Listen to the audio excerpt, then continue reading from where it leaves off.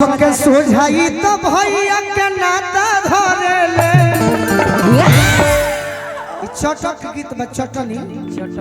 कि सबका सोझाई तो अरे भैया के नाता धरे ले। वाह वाह सबके सोझाई तो भैया के नाता धरे ले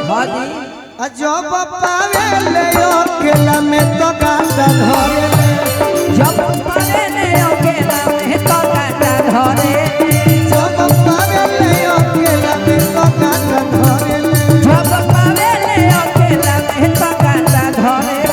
सबका सोझाई तो भैया के नाता धरे ले सबका सोझाई तो भैया के नाता धरे ले जब पावे ले अकेला में तो नाता धरे ले जब पावे ले अकेला में तो गाता धरे जब पावे ले अकेला में तो नाता धरे ले।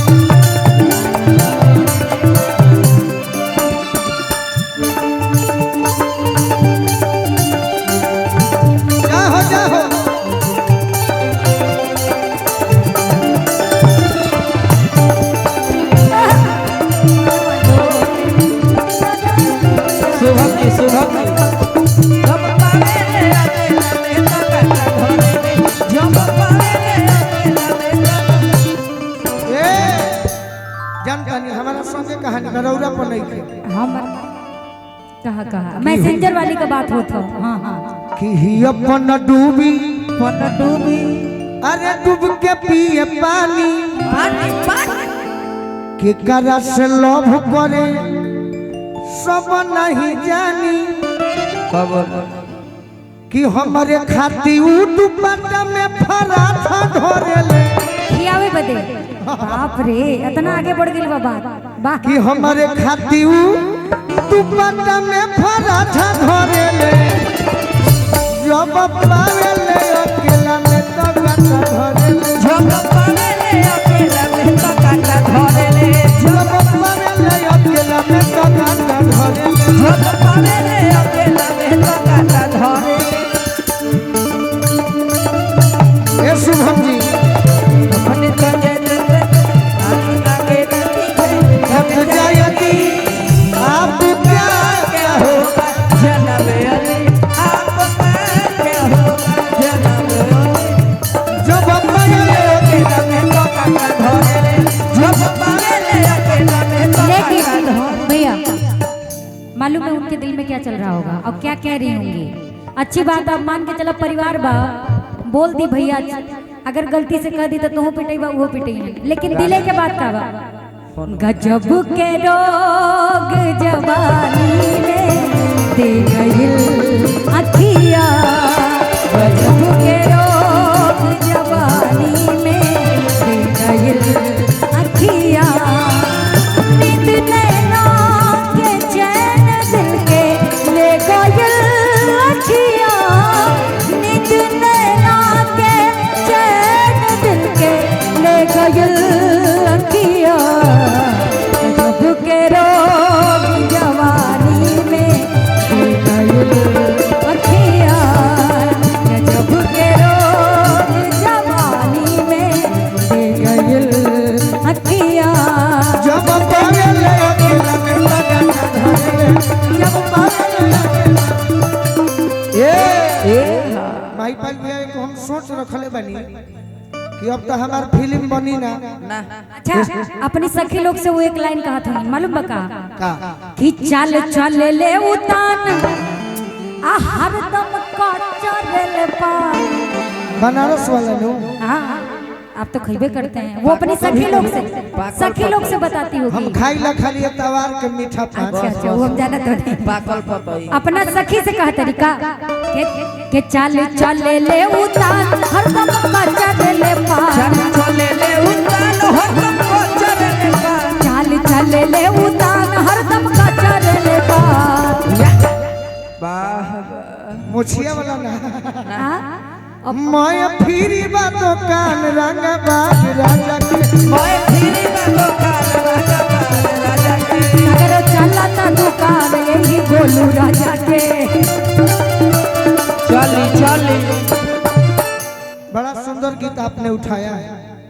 तो अच्छा से कहिए कि आपकी भाभी माने हमारी पत्नी हाँ जी अच्छा हमारी पत्नी कहेगी बाप रे हमको कि लगा खादी वाला कुर्ता पहने हाय हाय हाय हाय अरे ठेहुना के नीचे नीचे नीचे ओवरलोड पिस्टल खोसे कहाँ कहाँ अभी ऑल इंडिया नहीं खे भाई खाली बिहार में बा हाँ जी अरे डड़वा के बीचे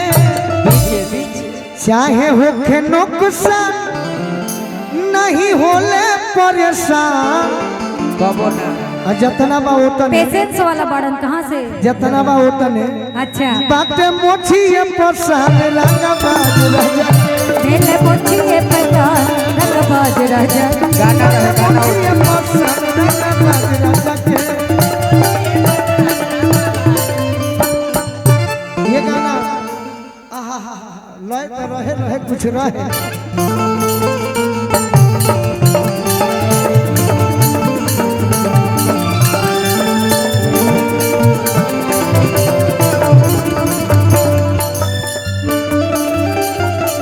क्या बात है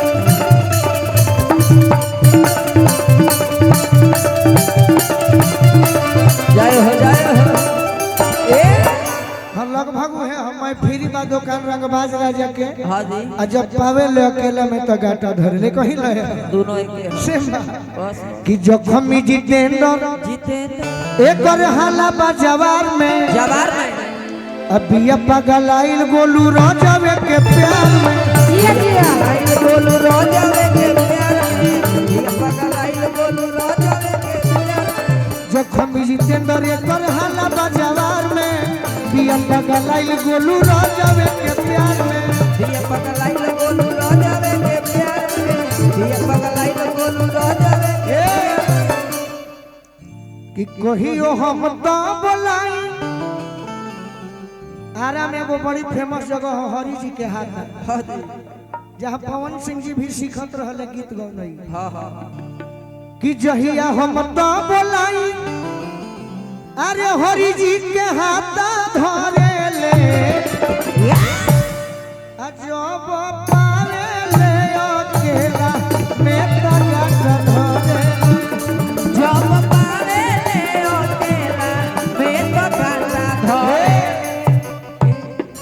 हमारा गोपाल भैया मानी आरपीएफ के जवान पहले भी आशीर्वाद देनी है चितरंजन चाचा के मित्र बानी वाह उहे चितरंजन चाचा जे गोली लगला में हाँ जी इहे बनारस के धरती है जौन हमार दूसरा जन्म भइल सही ड्रामा सेंटर में शिल्पा जी यही बनारस की धरती शिल्पी जी शिल्पी जी शिल्पा जी दोनों एक ही बात अरे के बाद गोपाल भैया के मित्र बानी चितरंजन चाचा बहुत बहुत आशीर्वाद देंगे तो सबका सोझाई तो भाई या के नाता धरे ले सबका सोझाई तो भैया के नाता धरे ले जब पावे ले अकेला में तो गाता धरे ले